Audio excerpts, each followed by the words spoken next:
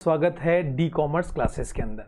आज जो हमारा चैप्टर्स है जिसका हम फास्ट रिवीजन करने वाले हैं, उस चैप्टर का नाम है इशू ऑफ शेयर्स, जो क्लास 12th का बहुत ही ज़्यादा वेरी इंपॉर्टेंट चैप्टर्स है। क्योंकि हम फास्ट रिवीजन क्यों करा रहे हैं? क्योंकि अब सबसे पहली बात, आपकी मेन एग्जाम्स आने वाली है। दूसरी चीज़, जो आप जिस स्कूल में पढ़ रहे हो उस स्कूल के हाफ ईयरली, टर्म, थर्ड, इस तरीके के सारे एग्जाम्स अब आपके सामने आने वाले हैं। तो इसी को ध्यान में रखते हुए हमने एक फास्ट रिवीजन की क्लास कंपनी अकाउंटिंग को लेकर, जिसके अंदर हम थ्योरिकल अप्रोच के साथ साथ छोटे छोटे एग्जाम्पल समझाते हुए आपको इस चैप्टर्स का पूरा कॉन्सेप्ट समझाने की कोशिश करेंगे। तो इस वीडियो सेक्शन के अंदर मैंने सिर्फ पार्ट 1 कवर किया है। इसके अगले वीडियो में मैंने पार्ट 2 कवर किया है। अगर आप ये दोनों पार्ट देख लेंगे तो आपको चैप्टर्स के जितने भी कॉन्सेप्ट्स हैं वो आपको आ जाएंगे। अब आपको करना क्या है, मेरे इस वीडियो में, मेरी स्लाइड्स में मैंने छोटे छोटे पॉइंट्स बनाए, जिससे कि आपको जो चैप्टर है वो बिल्कुल नीट एंड क्लीन समझ में आए। नीट एंड क्लीन मतलब उसके एक कॉन्सेप्ट आपको पकड़ में रहे, जिससे कि आपकी कोई मिस्टेक्स ना हो। तो अगर ये जो सीरीज है ये आपके एग्जाम में बहुत ज़्यादा फायदेमंद होने वाली है, ये मैं बिल्कुल सोच के रखता हूँ। और इसी तरीके से इस सीरीज को भी आप अपने फ्रेंड्स के साथ शेयर करें, जिससे कि फ्री ऑफ कॉस्ट उन्हें एक वैल्यूएबल कंटेंट मिल पाए, जिससे कि उनके भी मार्क्स बहुत अच्छे आ सके। तो चलिए स्टार्ट करते हैं आज का हमारा चैप्टर, जिसका नाम है issue of shares, class 12th। अब यहां पे हम सबसे पहले देखेंगे कि जब भी हम बात करने वाले हैं इस चैप्टर्स की, तो इस चैप्टर्स के अंदर चलिए हम पहले लेते हैं। हम बात जैसे कर रहे हैं वो बात कर रहे हैं कंपनी की। सबसे पहले हम बात कर रहे हैं कंपनी की। हम अगर कंपनी की बात कर रहे हैं तो सबसे पहले आपको एक चीज बहुत क्लियर हो जाना चाहिए, जिसको हम एग्जांपल के माध्यम से आपको समझाएंगे। कि अगर हम फर्स्ट कॉन्सेप्ट की बात करें कि मान लेते एक पर्सन है मिस्टर राम, और इन्होंने चाहा कि मैं एक अपना बिजनेस स्टार्ट करना चाहता हूं। इन्होंने अपना एक बिजनेस एस्टेब्लिश कर लिया, जिसके लिए इन्होंने सारा पैसा, जितना भी पैसा था वो सारा का सारा पैसा इन्होंने एज ए कैपिटल लगाया इस बिजनेस के अंदर, पूरा का पूरा पैसा लगाया। अब अल्टीमेटली इस पूरे के पूरे बिजनेस को संभालने का दायित्व, या बोल सकते हैं लायबिलिटीज, जो है वो अकेले इस पर्सन पर है।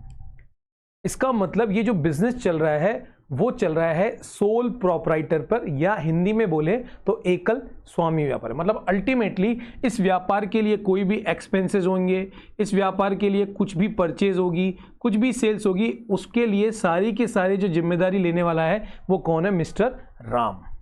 तो मान लेते हैं एग्जाम्पल के तौर पर मिस्टर राम ने अपना ये बिजनेस एस्टेब्लिश किया। अब इस बिजनेस को करते इनको मान लेते हैं 5 साल हो जाते हैं। अब जैसे जैसे बिजनेस बढ़ता है तो बिजनेस बढ़ने के साथ साथ बिजनेस अपने में कैपिटल का भी रिक्वायरमेंट करती है। तो मान लेते हैं मिस्टर राम ने अपने रिलेटिव से, खुद की जो गुडविल है उससे सारा पैसा लेके इस बिजनेस में लगा दिया। अब इनको जरूरत पड़ी कि अब मेरे बिजनेस को मुझे बड़ा करना है, बड़ा। अब बड़ा जब करना है तो इन्होंने सोचा क्यों ना मैं किसी पर्सन को अपने साथ में मिला लूं, जो मेरा फ्रेंड है उसको ये मिला लेते हैं। और मान लेते हैं उन्होंने इस पर्सन को, जो हमने एग्जाम्पल के तौर पे बताया, मिस्टर श्याम, इस श्याम के साथ मिलकर ये बिजनेस करना चालू किया। अब आप देखिए यहां पे 2 लोग आ गए, 2 जन आ गए, या 2 पर्सन आ गए। तो ये 2 पर्सन अब क्या स्टार्ट कर रहे हैं? ये बिजनेस कर रहे हैं, वही बिजनेस कर रहे हैं, लेकिन पहले ये अकेला कर रहा था तो हम इसको बोल रहे थे सोल प्रोप्राइटर। अब ये 2 मिलके कर रहे हैं, या 3 भी हो सकते हैं, 4 भी हो सकते हैं। अब ये बिजनेस को करने का जो इन्होंने फॉर्म बनाया बिजनेस का, वो इन्होंने डिसाइड किया पार्टनरशिप, कि भाई हम क्या करेंगे, हम पार्टनरशिप में काम करेंगे। जो आप क्लास 12th में पढ़ रहे हैं वो पार्टनरशिप पे अभी हम नहीं जाना चाहते, ठीक है। मान लेते हैं अगले 15 साल तक इन्होंने पार्टनरशिप में काम किया। अब इनको लग रहा है कि इस बिजनेस को और बड़ा बनाना है। अब जब और बड़ा बनाना है तो इन दोनों ने अपने अपने फाइनेंशियल सोर्सेज लगा लिए, सारी कैपिटल इन्वेस्टमेंट कर दिया। अब इनको लग रहा है हमको और बड़ा बनाना है, तो इन्होंने क्या किया कि सोचा यार कैसे बड़ा बना सकते हैं। तो उन्होंने एक काम किया कि इस जो बिजनेस है इसको हम एक काम करते हैं, एक बढ़िया सी कंपनी बना देते हैं। एक कंपनी हम बना देते हैं। क्या बना देते हैं बच्चों? कंपनी। अब जब कंपनी बना देते हैं तो कंपनी भी, अब आगे आप इसको हम चैप्टर्स में क्लियर करेंगे कि कंपनी जो है वो दो तरीके की हो जाती है कि भैया आपको प्राइवेट लिमिटेड बनानी है या पब्लिक लिमिटेड बनानी है। मतलब कि प्राइवेट लिमिटेड के अंदर कुछ जन हैं जिनके पास बहुत बड़ा अमाउंट है, उनके साथ मिलकर एक प्राइवेट लिमिटेड कंपनी बना ली जिसमें इनका 300-400 करोड़ का जो काम है वो आराम से हो जाता है। लेकिन वहीं अगर इनको लग रहा है कि हमारा जो प्रोजेक्ट्स है, जो हम बिजनेस लेके चले हैं, उसमें 1000 करोड़, 1000, 2000, 3000 करोड़ इस तरीके की कुछ कैपिटल का रिक्वायरमेंट है, इनका प्रोजेक्ट बहुत बड़ा है, तो उस कंडीशन में कितने लोन ले लेंगे, कितना सारा फाइनेंशियल जो रिसोर्सेज है वो कलेक्ट कर लेंगे। तो उसके लिए इन्होंने एक प्लानिंग करी कि क्यों ना हम एक पब्लिक लिमिटेड कंपनी बनाएं कि हमारी कंपनी में जो पैसा है वो पैसा कौन लगाए? जनता लगाए, आप लगाए। तो जितना पैसा इनको रिक्वायरमेंट है बेटा, उतना पैसा हम पब्लिक से ले लें। और जब जहां पब्लिक इन्वॉल्व हो जाती है तो फिर एक बात हमेशा याद रखना, क्योंकि हिसाब तो देना पड़ेगा। मतलब पब्लिक को एक एक हिसाब देना पड़ेगा। यहां पे तो आप खुद थे मालिक, तो आप खुद अपने हिसाब से कर रहे थे, लेकिन जब पब्लिक का पैसा अगर आपने ले लिया तो आपको दो चीजों से बहुत सतर्क रहना पड़ेगा। एक तो पब्लिक को पूरा हिसाब किताब देना पड़ेगा, और दूसरी चीज जहां पे आप बिजनेस कर रहे हो, मतलब जिस गवर्नमेंट के साथ बिजनेस कर रहे हो, उन गवर्नमेंट को सारा लेखा जोखा आपको देना पड़ेगा। मतलब कि सारे के सारे रूल्स एंड रेगुलेशंस फॉलो करने पड़ेंगे। और इन्हीं रूल्स एंड रेगुलेशंस को लेकर जो हमारी गवर्नमेंट है वो बोलती है कि भैया अगर आप पार्टनरशिप में हो तो पार्टनरशिप एक्ट फॉलो करो, और अगर आपने कंपनी फॉर्म की है तो आप हमारे कंपनी एक्ट मतलब कंपनी के लॉ को फॉलो करो। तो इसका मतलब आपको सारी चीजें जो भी आपके लीगल इश्यूज हैं वो सब आपको फॉलो करते हुए चलना पड़ेगा। राइट है? तो सब ठीक है। इन्होंने डिसाइड कर लिया कि हम मान लेते हैं हम जनता से पैसा लेंगे, मतलब कि हम पब्लिक लिमिटेड बनाएंगे। अब ये होती क्या है वो आगे सब आपको क्लियर हो जाएगा। अभी एक इतना समझ लीजिए कि पब्लिक लिमिटेड इन्होंने बच्चों बनाया। अब जब पब्लिक लिमिटेड बन जाती है तो पब्लिक का बहुत सारा पैसा इसमें इन्वॉल्व रहता है, बहुत सारा। जब जनता पैसा आपको देगी तो जनता ये भी उम्मीद करेगी कि मुझे पैसा मैंने अगर किसी कंपनी में लगाया है तो कंपनी मुझे क्या देगी। ये बिल्कुल क्लियर है। ये तो पूछना ही पड़ेगा कि भाई आप मुझे क्या देंगे। सुभाष बेटा अभी मेरे को समझ में आ रहा है, मैं आपको अभी जवाब दे दूंगा इसका भी। अभी आगे चलते हैं, पूरा डिटेलिंग हम आपको बता देंगे इसके अंदर। ठीक है, मैं आपके चैट्स को देख पा रहा हूं, मुझे समझ में आ रहा है, मैं आपको बताऊंगा। अभी लाइव क्लासेस के अंदर हम रिकॉर्डेड क्लासेस कर रहे हैं, तो अब आपके इस लाइव का चैट बाद में देंगे। तो यहाँ पे हम जैसे इनकी क्वेरी थी कंपनी, तो अभी हम आपको क्लियर कर देंगे। अभी पहले आप इसको पूरा का फोकस रखें कि मैं क्या बोलने वाला हूँ। तो यहाँ पे हमने मान लेते हैं कि पब्लिक लिमिटेड कंपनी बना ली। अब जब आपने जनता को डिसाइड कर लिया है कि पब्लिक पैसा मुझे देगी और उससे मैं काम करूंगा और जो रिटर्न आएगा वो पब्लिक को दूंगा एज ए डिविडेंड, लाभांश जिसे कहते हैं। ये टर्म्स जो बोल रहा हूं बेटा, ये टर्म्स बिल्कुल आपको नीट एंड क्लीन समझ में आनी चाहिए और आपके लिए छोटे छोटे पॉइंट से बहुत ज्यादा काम करता है। अब यहां पे एक क्वेश्चन उठ जाता है, 1 या 2 मार्क्स में मैडम या सर आपसे क्वेश्चन पूछ लेते हैं कि भैया ये बताओ, आपने कंपनी बना लिया, पब्लिक कंपनी बना ली मान लो, इस कंपनी या फिर प्राइवेट कंपनी बना ली, तो बताइए इसका फीचर्स क्या होता है, इसकी विशेषता क्या होती है, इसके बारे में थोड़ा सा आप प्रकाश डालिए। ये बात वो पूछना चाह रहा है। तो यहां पे हमने शॉर्ट करके पहले हम इसको क्या करते हैं, 1 मिनट के लिए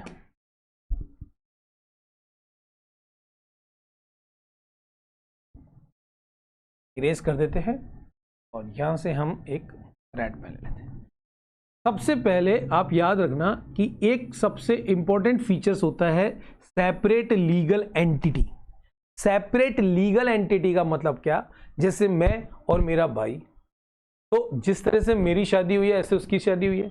अगर वो कोई भी लोन लेता है तो चुकाना उसको पड़ेगा, मुझे थोड़ी चुकाना पड़ेगा। अगर वो कोई भी अपराध करता है, क्रिमिनल प्रोसीजर करता है, जेल किसको जाना पड़ेगा, उसको जाना पड़ेगा। तो सेम टू सेम कंपनी जो होती है, जैसे आपने पढ़ा था बिजनेस, जो व्यापारी होता है और जो व्यापार होता है, उन दोनों का अलग अलग एंटिटी होती है। सेम टू सेम कंसेप्ट, जो कंपनी होती है वो अलग होती है और कंपनी को जो चलाने वाले हैं वो अलग है। इसको एग्जांपल पे आप ये समझ सकते हैं कि अल्टीमेटली डायरेक्टर्स ही कंपनी को चलाते हैं, मालिक ही कंपनी को चलाते हैं, लेकिन कंपनी के ऊपर, जैसे मान लेते हैं फॉर एग्जांपल कि कोई भी XYZ कंपनी है, उसके ऊपर आपको केस करना है, कुछ भी आपके साथ गलत उन्होंने प्रोडक्ट आपको दे दिया, तो आप उस कंपनी के ऊपर केस करते हो, राइट है। अब वो कौन कंपनी में कौन डिसाइड करेगा, कौन लड़ेगा, वो एक अलग चीज़ है, लेकिन आप केस किस पे लगते हो, कंपनी पे लगते हो। तो इसका मतलब क्या हो गया कि जो कंपनी है उसका लीगली जो है वो सेपरेट एंटिटी पे क्लेम किया जाएगा। मतलब कि जब जज साहब के सामने वो कंपनी खड़ी होगी तो जज साहब भी जब आंसरेबल होंगे या जज साहब को जजमेंट देंगे तो वो हमेशा बोलेंगे इस कंपनी ने, एक कंपनी ने ये किया, एक कंपनी ने ये किया। वो ये नहीं बोलेंगे राम जो है ये कंपनी का मालिक उसने कुछ किया, बोला कंपनी। तो इसका मतलब उनकी नजर के अंदर जो कंपनी है वो एक सेपरेट लीगल एंटिटी है। ये कंसेप्ट ये कहना चाहता है। अब लिमिटेड लायबिलिटीज का क्या मतलब होता है?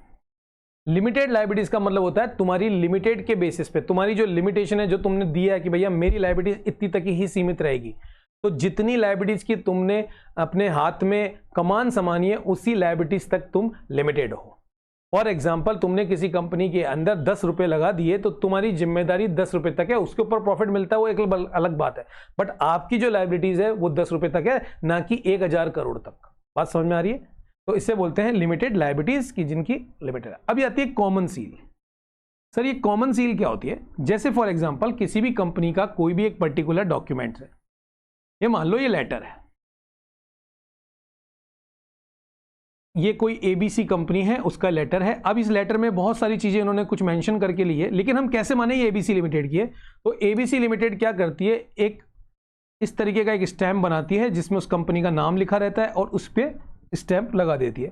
तो इसका मतलब क्या हो गया, ये जो स्टैंप है, ये जो चीज है, ये एक सील है जो ये इंडिकेट कर रहा है कि ये जो डॉक्यूमेंट्स है ये इस पर्टिकुलर कंपनी का है, और ये ऑथराइज करता है या ये इस बात की पुख्ता जानकारी देता है कि साहब ये जो जितना भी डॉक्यूमेंट है वो सब मेरा है, ये मैं ही इसके लिए जिम्मेदार हूं। ट्रांसफरेबिलिटी ऑफ शेयर्स, ये क्या कॉन्सेप्ट है? ये बोलता है कि अगर आपने किसी कंपनी में अपना कुछ पार्टिसिपेशन किया है तो उस पार्टिसिपेशन के तहत आप अपने पार्टिसिपेशन को ट्रांसफर भी कर सकते हो। फॉर एग्जांपल मैंने किसी कंपनी के अंदर पैसा लगाया, अब आज मुझे उसका मन नहीं है तो मैं उसको बेच सकता हूं। जैसे मैं बेचूंगा तो जो मेरे राइट्स थे वो किसी दूसरे पर्सन के पास चल जाएंगे। तो हमारे को कंपनी ये बेनिफिट देती है कि आप ट्रांसफर कर सकते हो अपने शेयर्स को, अपने पार्ट को आप ट्रांसफर कर सकते हो।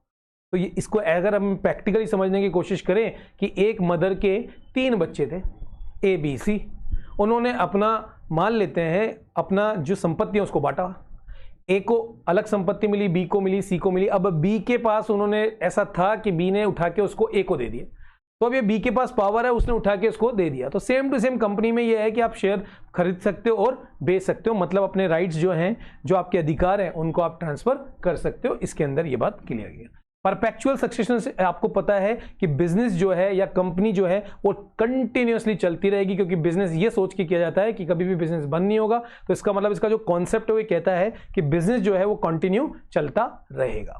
तो बच्चों जब भी आपके पास ये क्वेश्चन आ जाए तो इन पॉइंटों को आप जरूर याद रखिए।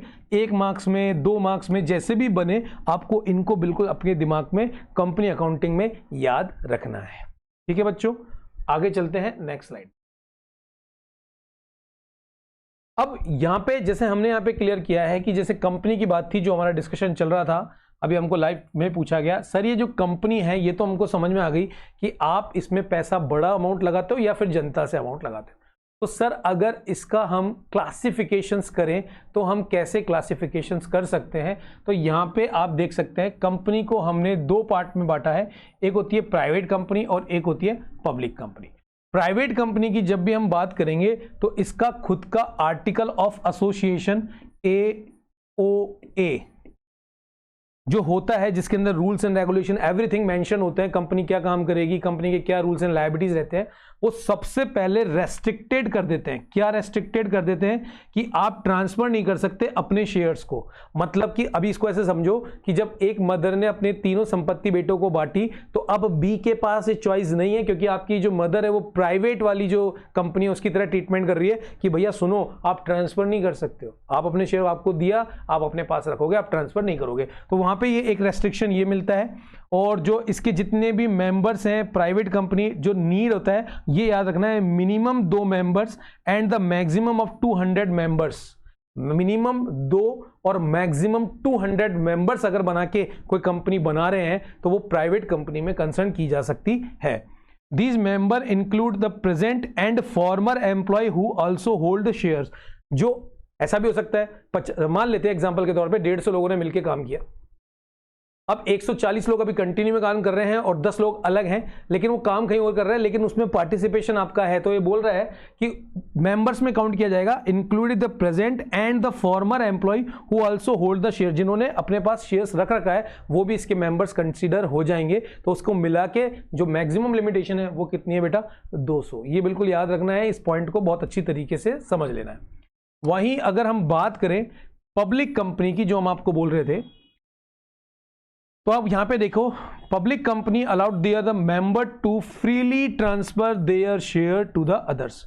अपने शेयर्स, मैंने जैसे बोला ना, मैं अपने शेयर खरीद लिया किसी कंपनी का, फॉर एग्जांपल मैंने रिलायंस कंपनी का कोई शेयर खरीदा, अब मुझे लगा कि मुझे बेनिफिट है, मैंने उसको उठा के बेच दिया। तो जिस भी पर्सन के पास वो गया वो अब उसका मालिक हक रखने लग गया। तो इस तरीके के कर सकते हैं। They need to have a minimum of 7 members. 7 members minimum होना, मिनिमम का क्राइटेरिया है, जरूरी है। And but the maximum number of member they can have a unlimited. याद रखना, मेंबर्स जो है, क्योंकि ऑब्वियसली बात है कंपनी को पैसा चाहिए, तो जो मेंबर्स हैं वो अनलिमिटेड हो जाते हैं, लेकिन मिनिमम जो है वो कितना है, 7। तो अगर इसका एक ब्रॉड क्लासिफिकेशंस देखें तो ये प्राइवेट एंड पब्लिक कंपनी को आपको दिमाग में सेट कर लेना है। बहुत बार आपको वैसे पता लग जाता है रवि प्राइवेट लिमिटेड या फिर श्याम पब्लिक लिमिटेड या श्याम लिमिटेड, उससे भी आप एक बार अंदाजा लगा सकते हैं कि शेयर इशू करे हुए हैं या नहीं करे हुए। उम्मीद करते हैं यहां तक आपको अभी लेक्चर जो जा रहा है वो अच्छा जा रहा होगा, समझ में आ रहा होगा। नेक्स्ट कुछ आती है कंपनी जो लिमिटेड रहती है, मतलब कि जो रेस्ट्रिक्टेड रहती है, किसके थ्रू, 2 तरीके से। एक तो गारंटी के थ्रू आपकी लिमिटेशंस है और आपके शेयर के थ्रू आपकी लिमिटेशंस है। तो 2 तरीके की कंपनी वापस आप पढ़ सकते हो कि भाई एक कंपनी की जो लायबिलिटीज है वो लिमिटेड है बाय गारंटी, जितने की आपने गारंटी ली भैया मैं तो वहां तक की लिमिटेड हूं, या फिर आपकी गारंटी लिमिटेड है किसके अकॉर्डिंग, शेयर्स के अकॉर्डिंग। मतलब जितना आपने, जैसे मान लेते हैं इसको समझने के लिए, एक पर्सन है, तो मैं पब्लिक ही बोलूंगा हमेशा, पब्लिक का पर्सन है, और ये एक कंपनी है। इस कंपनी ने बोला भैया आप हमें 10 रुपए दो। इस बंदे ने ओनली कंपनी को 8 रुपए दिए, 8 रुपीज ही पेड किए, तो इसने अभी अपने 2 रुपए नहीं पे किए, तो ये लायबिलिटी जो है वो ये अनपेड जो अमाउंट है, अनपेड अमाउंट के लिए लायबिलिटी है शेयर के अकॉर्डिंग। गारंटी में तो जितनी आपने गारंटी ली उसी के अकॉर्डिंग आप लिमिटेड रखते हो अपने आप को। तो कंपनी लिमिटेड बाय गारंटी भी हो सकती है और शेयर के बेसिस पे भी हो सकती है। अब एक क्वेश्चन ये आता है कि सर मान लो मैं 1 मैन आर्मी हूं और 1 मैन आर्मी के कारण मैं सब लोगों को नहीं इन्वॉल्व करना चाहता, ना मैं पार्टनरशिप में जाना चाहता हूं, तो क्या मैं अकेला पर्सन कंपनी बना सकता हूं क्या? क्वेश्चंस ये है। तो पहले हम सबको रफ कर देते हैं। क्या एक पर्सन कंपनी बना सकता है? बिल्कुल बना सकता है। नए एक्ट 2013 में ये सुविधा आपको दे दी गई है कि आप कंपनी एक्ट 2013 के अंदर ओपीसी नाम की, ओपीसी मतलब होता है 1 पर्सन कंपनी आप क्रिएट कर सकते हो। बहुत अच्छी फैसिलिटीज है। मैं अकेला पर्सन हूं, मैं कोई बिजनेस कर रहा हूं, मुझे लग रहा है मुझे कंपनी बनानी है, नॉट पार्टनरशिप में रहना है, सोल प्रॉपर्टीशिप में रहना है, तो क्या मैं बना सकता हूं? बिल्कुल बना सकता हूं, जिसका नाम होगा ओपीसी। अब अगर मैंने बना लिया है तो मुझे कुछ बेसिक जानकारी होना बहुत जरूरी है। सबसे पहले जो इसकी मिनिमम कैपिटल होगी वो होनी चाहिए आपकी 1 लाख रुपए, और जो मेरी कंपनी के जो डायरेक्टर हैं वो मिनिमम होंगे 1 और मैक्सिमम हो सकते हैं 15। मतलब मैं खुद ही मालिक हूं, मान लो मैं खुद डायरेक्टर हूं, अब मेरे साथ मेरा फ्रेंड आ गया है, ओपीसी मालिकाना मैं ही रखता हूं, लेकिन ऐसे कितने फ्रेंड्स मेरे जुड़ सकते हैं? मैक्सिमम 15 जो लोग हैं जिनको मैंने डायरेक्टर बना दिया। मुझे लग रहा है कि यार ये मिस्टर श्याम है, इसकी परचेजिंग स्किल बहुत अच्छी है, तो एक काम कर, तू परचेज डायरेक्टर बन जा, तो पूरा परचेज को संभाल, हमारी सेल्स को देख, हमारी मार्केटिंग को देख, हमारी एडवर्टीजमेंट को देख, हमारे प्रमोशन को देख, हमारे R&D को देख, डिफरेंट करके आपने इतनी सारी कंपनीज के अंदर अपने डायरेक्टर बना दिए। तो सारे नहीं बना सकते, मैक्सिमम 15 की एक लिमिट आपके पास रहेगी। अच्छा सर ठीक है, फिर क्वेश्चन ये उठता है, सर मान लो हमने ओपीसी बना दिया, क्या हम ओपीसी से conversion into the private and public, क्या हम ओपीसी से प्राइवेट कंपनी या फिर पब्लिक कंपनी में जा सकते हैं क्या? एक्ट क्या कहता है जरा देख लेते हैं। आपने कम से कम ओपीसी में काम करते हुए आपको 2 साल हो गए हो। मतलब जब मैंने रजिस्टर्ड किया, इसको ऐसे समझो, आज 2025 में हम बात कर रहे हैं, तो 2022 में मैंने ओपीसी में रजिस्टर्ड किया, तो आप खुद समझ सकते हो 22 से 23 और 23 से 24 अभी भी मेरा क्योंकि चल रहा है, तो पूरा 2 साल देखा जाएगा। क्या मैंने 2 साल अपने इनकॉर्पोरेट से, जब से मुझे सर्टिफिकेट मिला है तब से मैंने 2 साल कंप्लीट कर लिए। पहली चीज, मेरी पेड अप कैपिटल जो है, जो पेड अप कैपिटल है वो ज्यादा या बराबर होनी चाहिए 50 लाख से ज्यादा। 50 लाख से ज्यादा मेरी कैपिटल्स होनी चाहिए, यहां पे आपको दिख रहा है। और एवरेज एनुअल टर्नओवर जो है greater than and equal to 2 crore रुपए से ऊपर। एनुअल सेल्स की बात हो रही है भाई, एनुअल एवरेज जो टर्नओवर है वो आपका 2 करोड़ से ऊपर अगर है तो ये मान के चलिए आप अपने आप को आसानी से कन्वर्ट कर सकते हैं पब्लिक के अंदर, प्राइवेट के अंदर। अब एग्जाम के दृष्टिकोण से बहुत बार पूछ लिया जाता है right A short notes on OPC, तो यहाँ पे आपको 2 मार्क्स का मिल जाएगा। यहाँ पे आपको इनके बारे में भी पूछा जा सकता है, तो यहाँ पे आपको ये ध्यान रखना है, ये जो स्लाइड्स है बहुत ही ज्यादा एग्जाम्स के पॉइंट ऑफ व्यू से बच्चों इंपॉर्टेंट है। अब यहां पे एक टर्म बार बार मैं यूज कर रहा हूं, शेयर शेयर शेयर। अगर अपन सिंपल सी लैंग्वेज में एक बात समझें कि आपके घर में आपके फादर चॉकलेट लेके आए। अब चॉकलेट में आप 3 ब्रदर थे, तो आप कहीं गए हुए थे, आपको कॉल करके बोला भाई पापा चॉकलेट लेके आए हैं, हमने तेरा शेयर रख दिया है। अब उन्होंने जो भी शेयर, इतना सा रखा हो चाहे इतना रखा हो, लेकिन आपका शेयर रख दिया ना, तो सेम टू सेम कॉन्सेप्ट वही होता है। जब कोई कंपनी एस्टेब्लिश हो जाती है, अभी आप करना जाना चाहती है, तो उसको कैपिटल की रिक्वायरमेंट रहती है। और जब हम, हमेशा याद रखिए, हम जो कंपनी की बात कर रहे हैं वो बड़े स्केल की कंपनी की बात कर रहे हैं, क्योंकि हम उसकी अकाउंटिंग की बात कर रहे हैं, तो उस कंडीशन के अंदर पब्लिक जो कंपनी होती है उसके अंदर जो कैपिटल का वॉल्यूम होता है वो बहुत बड़ा होता है, छोटा मोटा नहीं होता, वो बड़ा वॉल्यूम होता है। तो बड़े वॉल्यूम को, जैसे मान लेते हैं एग्जांपल के तौर पे कि मान लो कंपनी को 800 करोड़ रुपीस या 1000 करोड़ रुपीस कलेक्ट करना है पब्लिक से, तो ऐसा तो नहीं हो सकता किसी मिस्टर राम को उठाया, लाओ पूरा का पूरा पैसा तुम दो। तो कंपनी क्या करती है, अपनी ये जो कैपिटल है, इस कैपिटल को छोटे छोटे पार्ट में डिवाइड कर देती है, 10 रुपए, 100 रुपए, 1000 रुपए, इस तरीके से ये अपने पार्ट को डिवाइड कर देती है। तो जितनी कैपिटल रिक्वायरमेंट है, अगर मैं इसको समझाने के कौन सा आपको बताऊं, सिंपल से फिगर में बताऊं, हम करोड़ वाले बड़े फिगर में नहीं जाते, इसको समझने के पॉइंट ऑफ व्यू से देखें कि साहब मान लो एग्जाम्पल के तौर पर बता रहा हूं, आपको 50,000 रुपए चाहिए। हालांकि छोटा सा फिगर है, ये सिर्फ एग्जाम्पल के तौर पर आपके कॉन्सेप्ट को समझाने की बात कर रहा हूं, शेयर्स को बात कर रहा हूं। 50,000 रुपए आपको चाहिए। अब आपने बोला यार एक काम करते हैं, इस पब्लिक से जितने भी हैं, ये 50,000 कैसे चाहिए इसको एक बार समझते हैं। मान लेते हैं अभी दिवाली का सीजन चल रहा है, आपको रावण दहन का एक प्रोग्राम करना है। आपने देखा कि यार अपन एक प्रोग्राम करेंगे, इसमें पूरा खर्चा 50,000 रुपये आ रहा है। तो इसी पॉइंट ऑफ व्यू कंपनी जिसको ये लग रहा है कि मेरे को बिजनेस के लिए पूरा का पूरा 500 या 600 करोड़ रुपये जो भी इसका टारगेट है उसको पूरा करना है।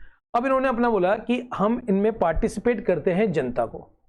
तो इसी तरीके से आपने जो रावण दहन का जो प्रोग्राम बनाया उसमें 50,000 रुपये आपने टोटल खर्चा मान लिया, और आप चाहते हैं ज्यादा से ज्यादा लोग इसमें पार्टिसिपेट करें। तो आप क्या करेंगे, आप बोलते हैं ज्यादा से ज्यादा लोग पार्टिसिपेट करें, तो क्यों ना मैं इसका टिकट 10 रुपए का कर दूं, 10 रुपए का। और 10 रुपए का जैसे ही आप करेंगे तो टोटल जो 5,000 पर्सन है वो रेडी हो जाते हैं आपको पैसा देने के हिसाब से, 10 रुपए के हिसाब से। तो जरा बताओ 5,000 इंटू 10 करोगे तो आपके पास पैसा कितना आ जाएगा बेटा, 50,000 रुपए। क्या आपका टारगेट पूरा हो गया? आपने क्या किया, जो आपका पूरा टारगेट था उसमें स्मॉल डिनोमिनेशन में आपने उसको बांट दिया। तो हर एक बंदे का कितना पार्ट आ रहा है, 10 रुपए का आ रहा है। इसी को क्या कहते हैं, शेयर। इसी को क्या कहते हैं, शेयर। तो the capital is divided into the units of small denomination. ये 10 भी हो सकता है, ये 100 भी हो सकता है, ये 1000 भी हो सकता है, ये 500 भी हो सकता है, जो भी स्मॉलेस्ट पार्ट है, each unit called the shares. बात समझ में आ गया क्या? अब आगे बढ़ते, मान लेते हैं हमने रावण दहन में डिसाइड कर लिया 10 रुपए का टिकट है, 5,000 लोग आएंगे, 10 रुपए देंगे, हमारा 50,000 रुपए का काम हो जाएगा। अब ये जो 5,000 लोग आए हैं, ये 5,000 जो लोग आए हैं, इन 5,000 लोगों को आप चाहें तो 2 तरीके से डिवाइड कर सकते हैं। कंपनी में भी यही है, जितने भी शेयर होल्डर जिन्होंने पैसा लगाया उनको क्या बोलते हैं, शेयर होल्डर, और जिनका वो पार्ट होता है वो शेयर का होता है। तो जिन्होंने पैसा लगाया उनको हम शेयर होल्डर बोलते हैं। तो शेयर जो कंपनी इशू करती है वो ये डिक्लेयर करती है कि ये मेरे इक्विटी शेयर है या ये मेरे प्रेफरेंस शेयर्स है। दो तरीके के शेयर्स आपको देखने को यहां पे मिलेंगे, इक्विटी शेयर्स या प्रेफरेंस शेयर। आ जाओ अपने एग्जांपल पे। आपने बोला 5000 लोग हैं, हम दो तरीके के बांटेंगे, एक तो हमारे प्रीमियम लोग हैं और एक नॉर्मल लोग हैं। तो कंपनी ने भी ये किया, हमारे शेयर होंगे या तो इक्विटी शेयर होंगे या प्रेफरेंस होंगे या दोनों होंगे। ये company according to question decide करती है। तो यहां पे मान लेते हैं कि हमारे इक्विटी बंदे हैं, तो इक्विटी जो शेयर आप बोलेंगे क्या, इक्विटी शेयर्स। तो कंपनी ने अगर इक्विटी शेयर इशू करे हैं, मतलब आपने इक्विटी को इन्वॉल्व किया है, तो इक्विटी की डेफिनेशन क्या है या इक्विटी के क्या फीचर्स है उनको देख लेते हैं। सबसे पहले इनको भैया डिविडेंड फिक्स नहीं है। हम आपको, जब हमारी कंपनी पूरा काम 1 साल का पूरा कर लेगी, जो प्रॉफिट आएगा हम आपको फिक्स नहीं कर रहे, हम आपको 3% से आपका रिटर्न देंगे, हम 2% से, हम कोई फिक्स नहीं है, देंगे, हो सकता नहीं भी दे, लेकिन रेट फिक्स नहीं है। पहला पॉइंट बहुत इंपॉर्टेंट याद रखना बेटा, सबसे ज्यादा क्वेश्चन पूछा जाता है what is the difference between the equity and preference share. आज के बाद आपको बिल्कुल याद हो जाएगा, पकड़ के रखना इस बात को। अपन को सब्जेक्ट कॉन्सेप्टली बेसिस पे समझना है, जिससे कि जिंदगी हमें याद रहे, केवल एग्जाम्स के पॉइंट ऑफ व्यू से नहीं समझना। क्योंकि ये जो है, ये आगे जाके आप सीए करोगे, सीएस करोगे, आगे जाके आपको फाइनेंशियल बहुत सारे डिसीजंस लेने, अकाउंटेंट बनोगे, तो आपके फंडामेंटल्स बहुत क्लियर होने चाहिए। एंट्री बन जाएगी, वो आपने 11 से बनाते हुए तो अभी भी बन जाएगी, लेकिन आपके कॉन्सेप्ट बिल्कुल क्लियर रहने चाहिए। तो कोई आपसे पूछ ले भैया इक्विटी क्या होता है, इक्विटी शेयर से, मैंने इक्विटी में इन्वेस्टमेंट किया, तो आपको पता होना चाहिए। दूसरा, अगर आपको हम डिविडेंड देते भी हैं, हम आपको डिविडेंड दे रहे हैं, आप इक्विटी शेयर होल्डर, बेटा लाइन में लग जाओ, पीछे लगो तुम, क्योंकि पहले प्रेफरेंस शेयर्स को हम देंगे, हमारे लिए प्रेफरेंस है, तो तुमको डिविडेंड मिलेगा, लेकिन तुम पीछे लगो बेटा, ठीक है, आप पीछे लग जाएंगे। मतलब कि इक्विटी को हमेशा जो डिविडेंड मिलेगा ना बेटा, वो हमेशा किसके बाद मिलेगा, प्रेफरेंस शेयर्स के बाद, ये पॉइंट याद रखना। लेकिन हमने रावण दहन में एक विशेष किसी आदमी को बुलाया है, कोई हमारे फिल्म स्टार्स को बुलाया कि वही तीर चलाएगा।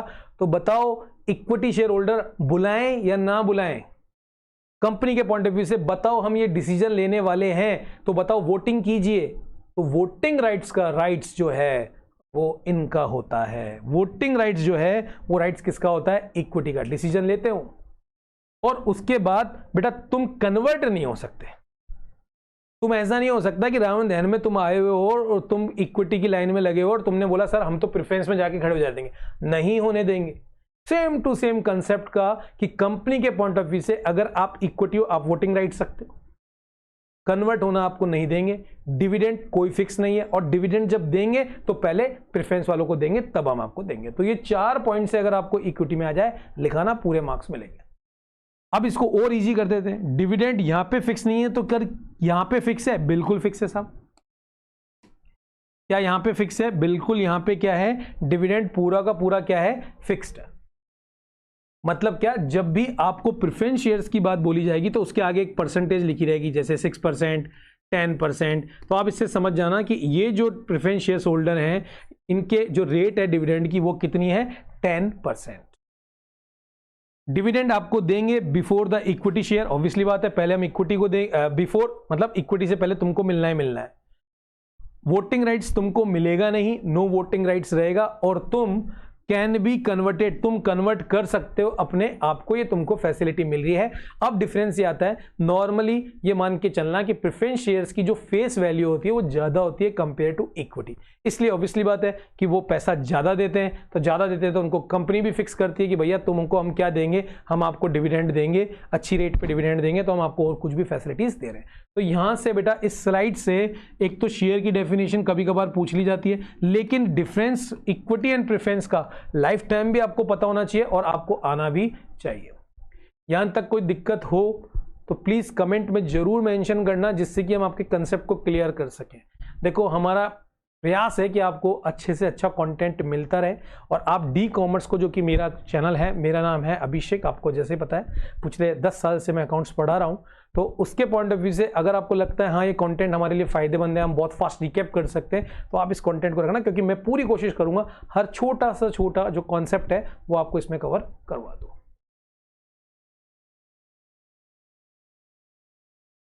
हमारे भाई साहब यहाँ पे चले गए हैं, अब हम आगे चलते हैं। अब आता है नॉन क्यूमुलेटिव। जैसा कि हमने डिस्कशन किया था कि प्रेफरेंस शेयर्स को एक राइट्स होता है कि आपको हम प्रॉफिट्स का एक पार्ट देंगे, जिसको हम क्या बोल रहे थे, डिविडेंड। अब होता क्या है, इसको एक एग्जांपल के पॉइंट ऑफ व्यू से समझते हैं। मान लेते हैं कोई भी एबीसी लिमिटेड है, उसने प्रेफरेंस शेयर सोलो को बोला कि भैया क्यूमुलेटिव प्रेफरेंस शेयर्स, या बोल सकते हैं आप एक प्रेफरेंस शेयर्स का टाइप है जिसमें आपने बात बोली थी कि हम आपको 10% से प्रेफरेंस शेयर्स देंगे, उसके ऊपर हम डिविडेंड देंगे। तो 10% अगर मान लो किसी पर्टिकुलर ईयर में जो प्रॉफिट है वो आपने नहीं कमाया, तो आप 10% कैसे दे दोगे? तो उस केसेस में जब कंपनी इशू करती है प्रेफरेंस शेयर्स को, तो वो दो टाइप से इशू कर सकती है कि भैया सुनो, एक तो आप क्यूमुलेटिव प्रेफरेंस शेयर्स हो, इस साल नहीं दिया तो अगली बार दे देंगे, अगली बार भी नहीं दिया तो फिर अगली बार दे देंगे। मतलब कि आपका जितना भी डिविडेंड है वो क्यूमुलेटिव नेचर में है, रखा हुआ है।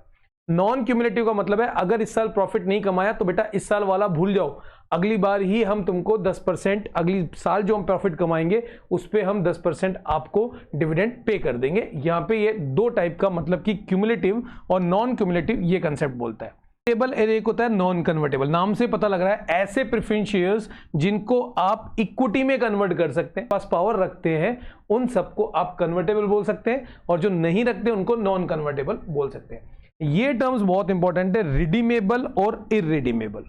देखिए यहां पे एक कंसेप्ट को आप समझिए कि मान लेते हैं किसी ने या कंपनी को, किसी पर्सन ने, ये एबीसी है, इस एबीसी लिमिटेड को पैसे का रिक्वायरमेंट था प्रेफरेंस शेयर्स के थ्रू, इसके पास एक जन ने अमाउंट दे दिया, मान लेते हैं 50,000 रुपीज। अब कंपनी बोल रही है कि हम इसको, आपका जो 50,000 रुपीज है ना, हम इसको एक सर्टेन टाइम 3 साल 4 साल बाद वापस रिटर्न कर देंगे।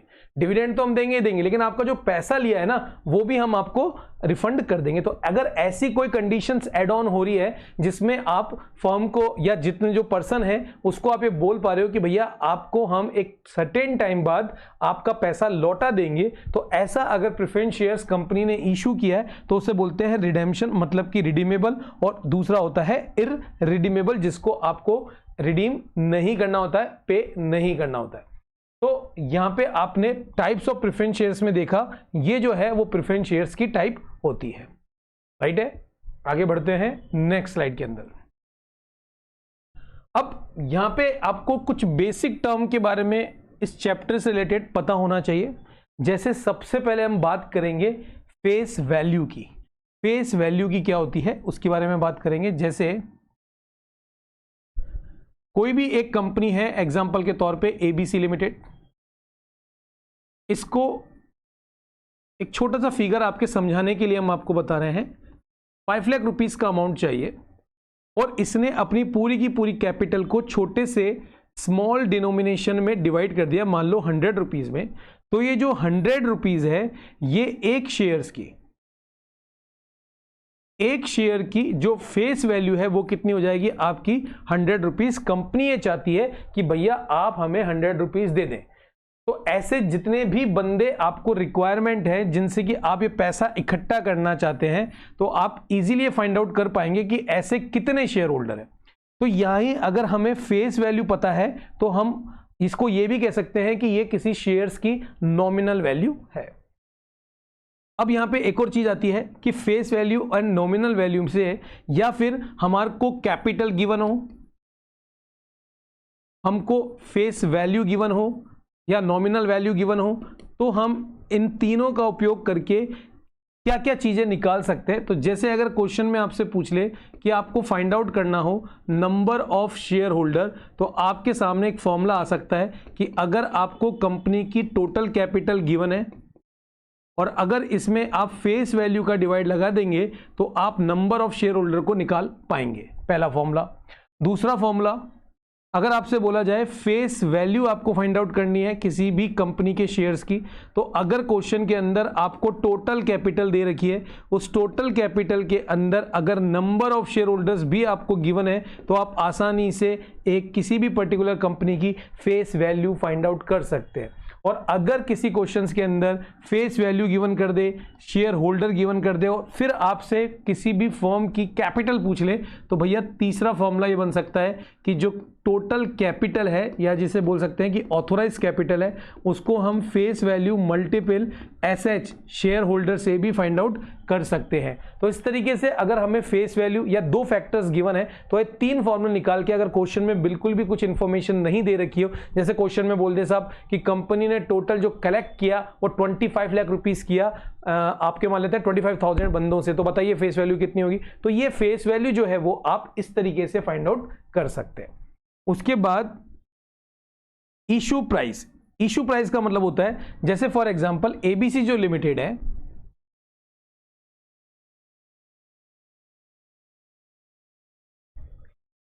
इसको हम यहां पे सेट कर लेते हैं। एबीसी लिमिटेड जो है, इस एबीसी लिमिटेड ने डिसाइड कर लिया कि इसकी जो फेस वैल्यू है वो फेस वैल्यू होगी 100 रुपीज, मतलब कि हर एक बंदे से ये जो अमाउंट लेगा वो कितना लेगा, 100 रुपीज। अब 100 रुपीज पब्लिक के सामने जब रखा जाएगा तो उसको बोलते हैं इशू प्राइस। अब ये जो इशू प्राइस है, कंपनी तीन तरीके से अपनी इशू प्राइस मेंटेन कर सकती है। नंबर 1, एक तो होता है एट पार। एट पार का मतलब क्या, अगर कंपनी ने अपनी फेस वैल्यू 100 कर रखी है तो वो जनता के सामने भी अपने जो शेयर की वैल्यू है वो एक शेयर की वैल्यू कितने लेगी, 100 रुपीज हर पब्लिक के सामने। वहीं अगर मैं एट प्रीमियम की बात कर रहा हूं तो यहां पे कंपनी बोल रही है कि भैया आप हमें प्रीमियम अमाउंट देंगे, तो मतलब क्या, कंपनी ऐसा सेट कर सकती है 100 प्लस 10 रुपीज आपको प्रीमियम के हमें देने पड़ेंगे। तो ऐसी कंडीशन में अगर शेयर इशू किए गए हैं इक्विटी या प्रेफरेंस शेयर, तो वो कंडीशन हो जाएगी कि कंपनी ने शेयर पब्लिक के सामने इशू तो किए लेकिन वो एट पार वाले नहीं है, वो एट प्रीमियम वाले। वहीं अगर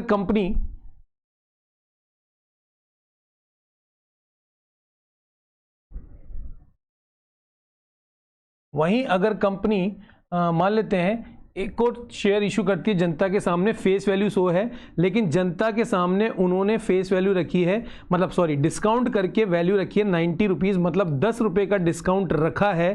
तो आप ये बोलेंगे कि जो शेयर इशू किया है वो कौन से लेवल पे किया गया है, डिस्काउंट पे किया गया है। लेकिन अभी रिसेंटली एक डिस्काउंट वाला जो ऑप्शन है एज ए सीबीएसई गाइडलाइन और एक प्रैक्टिकली इंप्लीमेंटेशन से कि ये जो है डिस्काउंट आपके लिए फायदेमंद नहीं है। आपको दो ही पॉइंट समझना है, एक तो 100 और एक 110, मतलब कि 10 रुपए एक्स्ट्रा करके जो प्रीमियम का कॉन्सेप्ट है वो आपको यहां पे ही पढ़ना है। तो यहां पे आप समझ गए होंगे कि कंपनी की जो फेस वैल्यू है अगर उसके बराबर आपने इशू किया है तो कंपनी ने एट पार लाया है, face value plus 10 rupees premium दिया है तो कंपनी ने प्रीमियम पे इशू किया है, और कंपनी ने अगर फॉर एग्जांपल 100 रुपीज का 10 डिस्काउंट देके 90 पे इशू किया है, इसका मतलब है फेस वैल्यू से कम किया है, तो ये जो अमाउंट है वो कौन सा अमाउंट हो जाएगा, डिस्काउंट का अमाउंट हो जाएगा, जो कि आपका एक्ट अभी बोल रहा है कि प्रोहिबिटेड है, बंद है। यहां तक आपको क्लियर हो गया बच्चों? आगे बढ़ते हैं।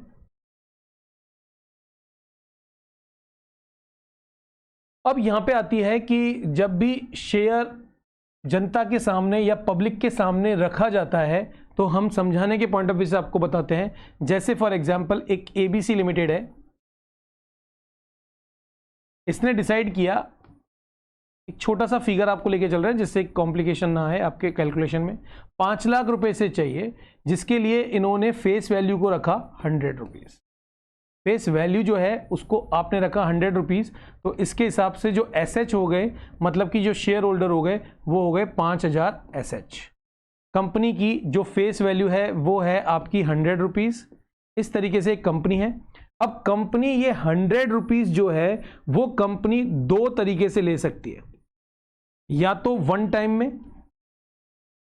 वन टाइम का मतलब क्या है कि ये जितने भी 5000 पर्सन्स हैं, मतलब कि जो शेयर होल्डर हैं, इनसे बोल रहे हैं भैया सुनो, तुम्हारा 100 रुपये, तुम्हारा 100 रुपये, तुम्हारा 100 रुपये, ऐसे सारे वन टाइम में ही हमको 100 रुपीज़ दे दो, मतलब कि लमसम एक साथ ही 100 रुपीज़ हमको पे कर दो। या फिर कंपनी ने बोला नहीं आप 100 रुपीज़ है, इस 100 रुपीज़ को कुछ इस तरीके से पे करो, पहले आप हमें 20 रुपीज़ दे दीजिए, उसके बाद हमें 30 रुपीज़ दे दीजिए, उसके बाद हमें 30 रुपीज़ दे दीजिए, और उसके बाद हमें बैलेंस दे दीजिए। अब आपको समझ में आना चाहिए कि जो फेस वैल्यू है वो है 100, तो 20 यहाँ पे दे दिया, 30 यहाँ पे दे दिया, 30 यहाँ पे दे दिया, तो 30 30 60 70 80 90 100, मतलब कि 20 यहाँ पे देंगे, क्योंकि ये जो केस है वो 100 रुपए का है, राइट है। तो अल्टीमेटली जनता अगर देगी तो यहाँ पे जनता जो है वो टोटल है 5000, तो 5000 पर्सन 20 रुपीज़ के हिसाब से अमाउंट देंगे, 5000 पर्सन 30 रुपीज़ के हिसाब से अमाउंट देंगे, और 5000 पर्सन 30 रुपीज़ के हिसाब से अमाउंट देंगे, और 5000 पर्सन 20 रुपीज़ के हिसाब से अमाउंट देंगे। सारा फंक्शन, ये सारे जो अमाउंट दिए जा रहे हैं इनको आप ऐड ऑन करोगे तो जो लमसम में अमाउंट आएगा और जो कॉल्स में अमाउंट आ रहा है, या आप बोल सकते हो जिसको इंस्टॉलमेंट कहा जाता है, उसमें पैसा आ रहा है, वो दोनों क्या हो जाएगा, इक्विवेलेंट हो जाएगा। या तो आप वन टाइम में पैसा मांग लो या फिर इंस्टॉलमेंट में मांग लो। अब अगर इंस्टॉलमेंट में पैसा मांगते हैं तो जो सबसे पहली इंस्टॉलमेंट होती है उसे बोलते हैं, हमेशा याद रखना बच्चों, एप्लीकेशन। उसको क्या बोलते हैं, एप्लीकेशन। उसके बाद जो दूसरी होती है, जब आप अप्लाइड कर दिए तो कंपनी डिसाइड करेगी हाँ तूने मेरे से इतना शेयर मांगा है तो मैं तेरे को अलॉट कर दूं, तो कंपनी यहां पे क्या करती है, दूसरा जो कॉल्स है उसको बोलते हैं आपका अलॉटमेंट। जब तीसरी कॉल बन जाती है तो उसको बोलते हैं फर्स्ट कॉल, और दूसरी एंड फाइनल कॉल है, ऐसा भी हो सकता है कॉल और भी जा सकती है 10-10 रुपए की, तो सेकंड कॉल हो जाएगी, फिर थर्ड एंड फाइनल कॉल हो जाएगी, मतलब थर्ड के आगे एंड फाइनल कॉल आपको लगा देना, क्योंकि इसके बाद कंपनी नहीं मांगेगी। तो यहां पे हमने यही स्लाइड में बोला है कि जब पहली बार अगर कॉल्स को तोड़ा गया है तो पहले को application, allotment, first call and second call बोलेंगे, अगर फेस वैल्यू को तोड़कर कंपनी ले रही है। यहां तक समझ में आ गया होगा बच्चों।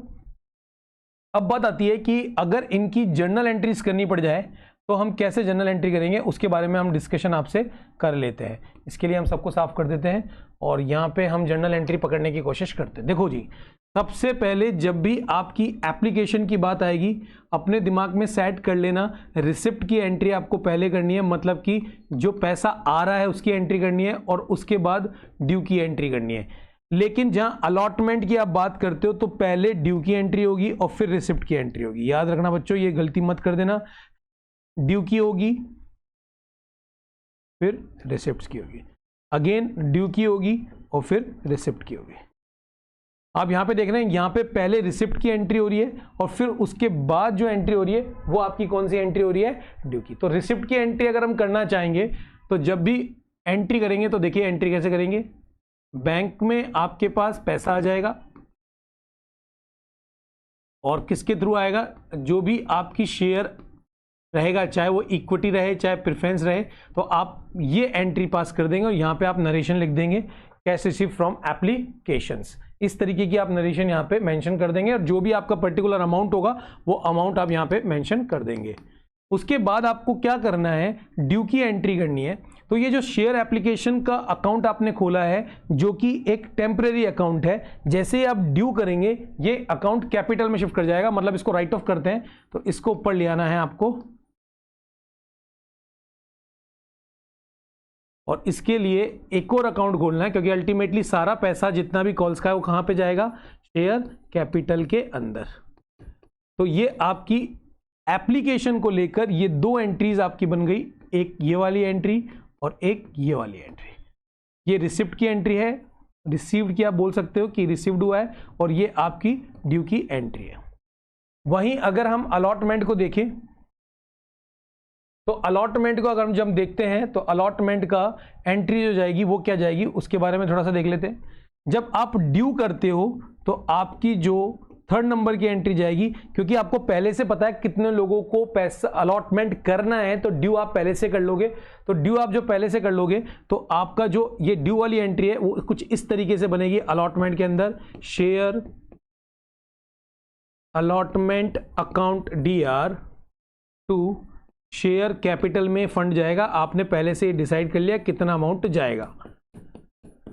उसके बाद आप पब्लिक से पैसा मांगोगे कि भैया लाओ हमारा जो कॉल्स हमारी बनी है उनका अमाउंट दो, तो आपका जो बैंक अकाउंट है उसमें आपका पैसा आएगा, और ये जो अकाउंट है इसको आप राइट ऑफ कर दोगे क्योंकि टेम्परेरी अकाउंट है। तो यहाँ पे एंट्री कर जाओगे आप अलॉटमेंट, अलॉटमेंट याद रखना, अलॉटमेंट अकाउंट। तो ये आपकी ड्यू की एंट्री हो गई और ये आपकी रिसिप्ट की एंट्री हो गई। लेकिन यहाँ पे पहले रिसिप्ट की एंट्री हुई है, फिर आपकी यहाँ पे ड्यू की एंट्री हुई है। और आप जरा ध्यान से देखो, ये एप्लीकेशन अमाउंट जो है वो आपका क्रेडिट है, तो यहाँ पे जाके डेबिट हो रहा है, इसका मतलब टेम्परेरी है, अल्टीमेटली पैसा आ रहा है bank account DR to share capital में। वहीं यहाँ पे देखो शेयर अलॉटमेंट डीआर हो रहा है, तो यहाँ पे सीआर हो रहा है, तो ये वापस कट गया, तो bank account DR to share capital. मतलब अल्टीमेटली अगर कॉन्सेप्ट समझने की बात करो तो ये एक जार है जो कि शेयर कैपिटल का जार है, और उसके अंदर एप्लीकेशन का अमाउंट जा रहा है, उसके अंदर अलॉटमेंट का अमाउंट जा रहा है, उसके अंदर फर्स्ट कॉल का, और उसी के अंदर सेकंड कॉल का अमाउंट जा रहा है। अल्टीमेटली ये जा रहा है, इस जार को अगर इक्विटी है तो इक्विटी कैपिटल बोल देंगे, और प्रेफरेंस है तो प्रेफरेंस कैपिटल बोल देंगे। इस तरीके से फ्लो चलेगा। अब आती है फर्स्ट कॉल की बारी। अगेन ड्यू करने की एंट्री देख लेते हैं, कलर चेंज कर लेते हैं जिससे आपको इजी रहे समझने के पॉइंट ऑफ व्यू से। ब्लू कलर ले लेते हैं। जब आप ड्यू की एंट्री करेंगे तो आप एंट्री करेंगे share first call account DR to share capital. आपने ड्यू बना लिया, हमको इतना अमाउंट मिलने वाला है, और उसके बाद आप जनता से जब पैसा मांगेंगे तो आपके बैंक में जनता पैसा दे देगी, और किस नाम से दे देगी, जो आपने शेयर फर्स्ट कॉल का, यहाँ पे हम लिख रहे हैं शेयर फर्स्ट कॉल का जो भी अमाउंट है वो यहाँ पे शिफ्ट हो जाएगा। ये चीज़ समझ में आ गई बच्चों। अब आगे हम बढ़ते हैं next, second and final call की अगर ड्यू की एंट्री हम बनाना चाहते हैं तो हम यहाँ पे बना देते हैं, ड्यू कर लेते हैं share second and final call account DR to share capital. और उसके बाद अगर हम इसको रिसीव करेंगे तो हमारी एंट्री होगी bank account DR to share second and final call.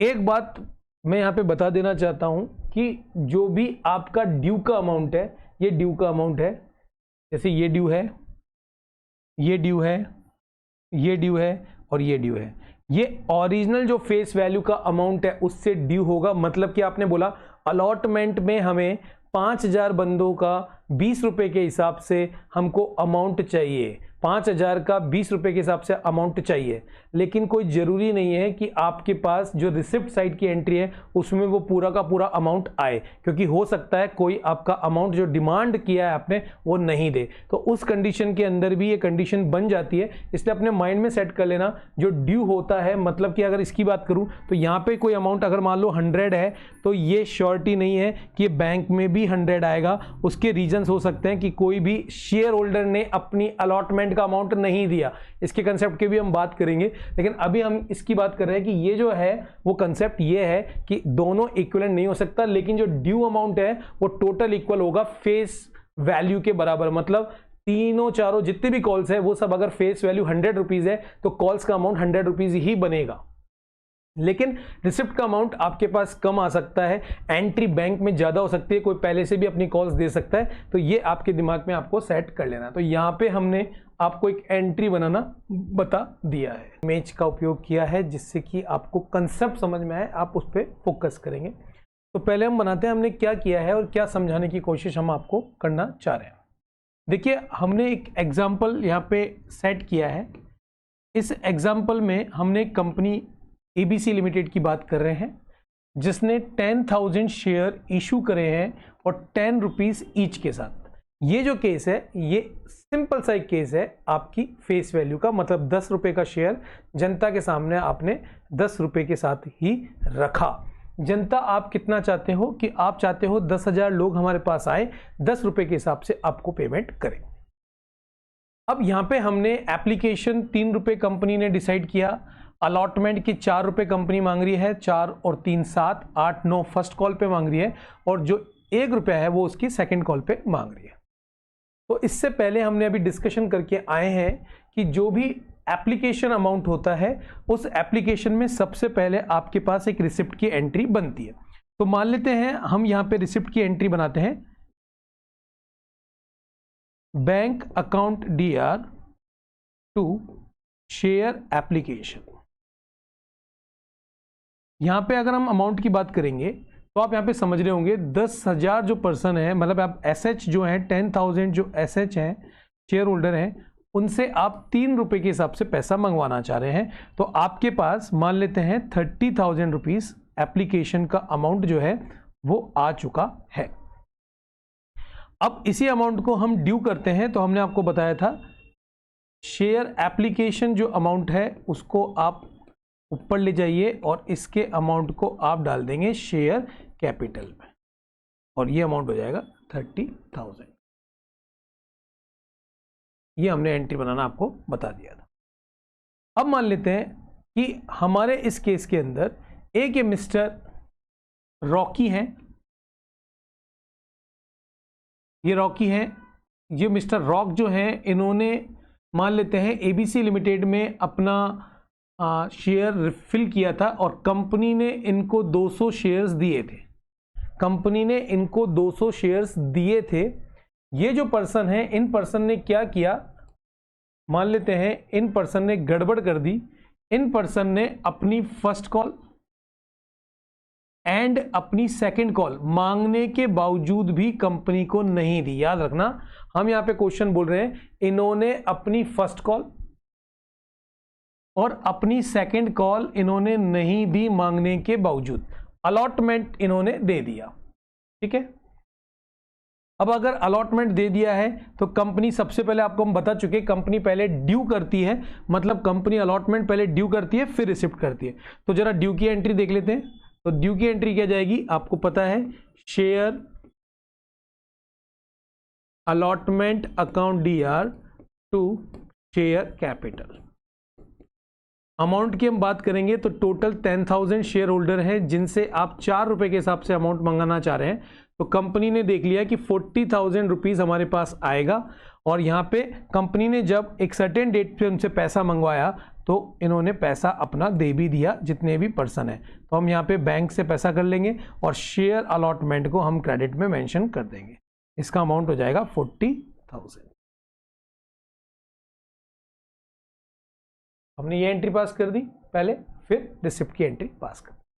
अब हम पहले करेंगे फर्स्ट कॉल ड्यू करने की एंट्री। यहां पे बच्चों को बिल्कुल भी कंफ्यूज होने की जरूरत नहीं है कि इस पर्सन जो है सर, इसका हम कंसर्न करेंगे क्योंकि इसने फर्स्ट कॉल दे दिया। मैंने आपको पहले भी बोला था, जो ड्यू एंट्री होती है वो पूरी की पूरी फेस वैल्यू से होती है, उसमें ये कंसर्न नहीं किया जाता इस केसेस के अंदर कि अभी इसने पेमेंट किया है या नहीं किया।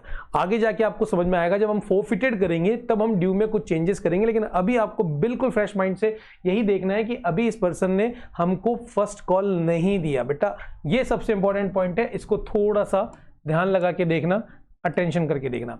सबसे पहले फर्स्ट कॉल आप ड्यू तो करेंगे ही करेंगे। तो कंपनी ने एक एंट्री पास कर दी अपनी बुक के अंदर कि साहब share first call account DR to share capital. हमारे पास हम अंदाजा लगा रहे हैं कि जो 10,000 शेयर होल्डर हैं वो हमें 2 रुपए के हिसाब से 20,000 रुपए देने वाले हैं। हम यहाँ पे 20,000 रुपए मेंशन कर देते हैं, एक स्पेस के पॉइंट ऑफ व्यू से 20,000 रुपीज हमको देने वाले हैं।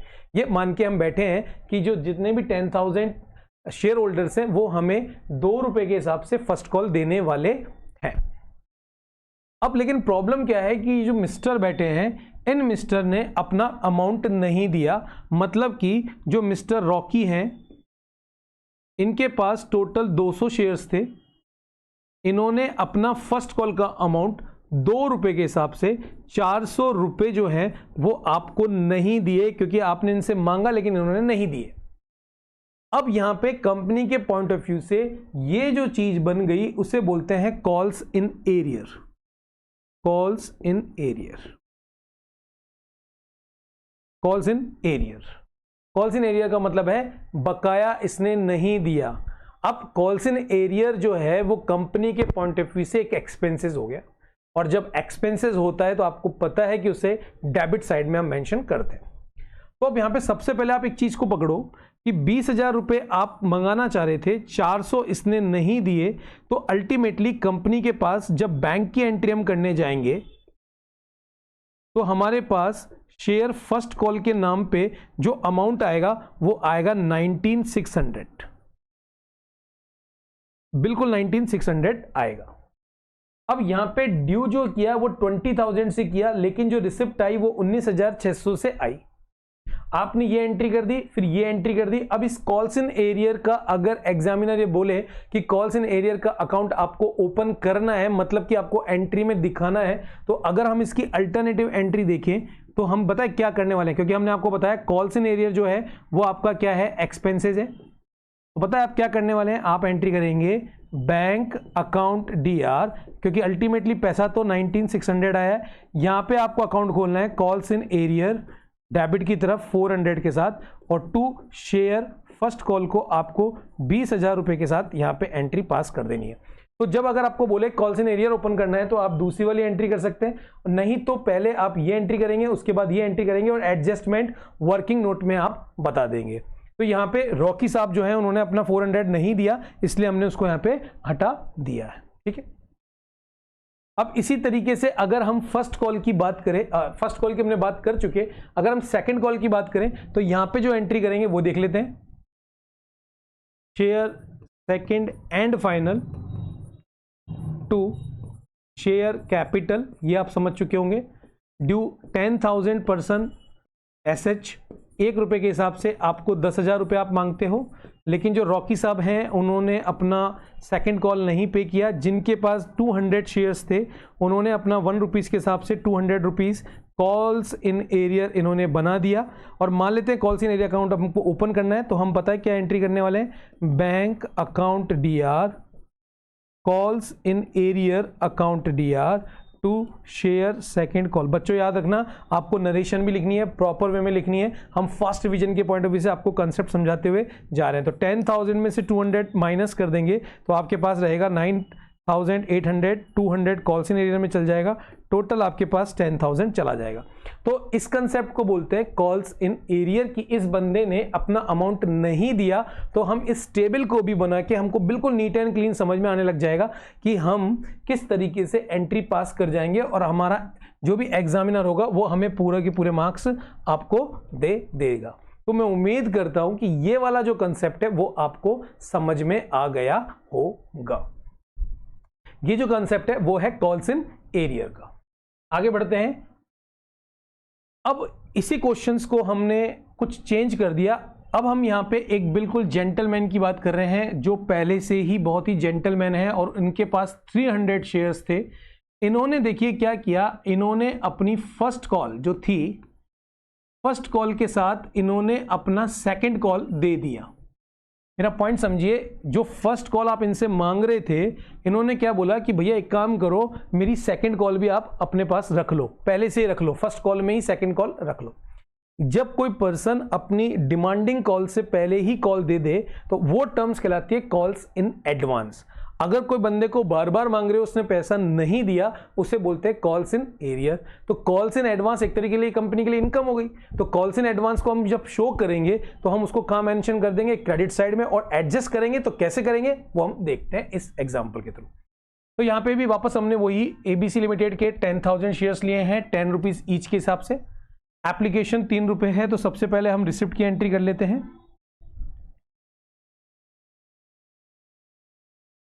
थोड़ा सा हम इसको रिसिप्ट की एंट्री कर लेते हैं। तो रिसिप्ट की एंट्री होती है bank account DR to share application, और जो अमाउंट होगा वो होगा 10,000 पर्सन या शेयर होल्डर 3 रुपए के हिसाब से आपको पेमेंट करने वाले हैं। तो आपके पास अमाउंट आने वाला है 30,000, क्योंकि एप्लीकेशन में कोई दिक्कत नहीं होने वाली है। उसके बाद हम इसको ड्यू करने की एंट्री करेंगे, जो हमने आपको बताया था, शेयर एप्लीकेशन